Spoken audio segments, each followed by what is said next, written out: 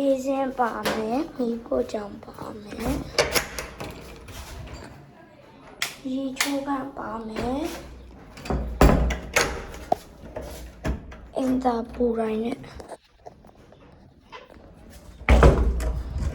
ပြီးရင်ဒီဘက်မှာကမော်တာလေးတစ်စီးဒီနားမှာအခန်းလေးဗျာလာပြီခန်းချီလာဘယ်လိုမျိုးလုပ်တာလဲတော့ကဘယ်ကပြောက်လာတော့ဘယ်လိုလဲပေါ့မယ်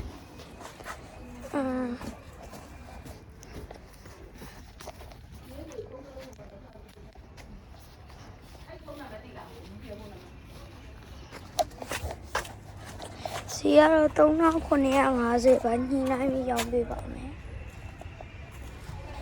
ဖုန်းနံပါတ်ပါပါတယ်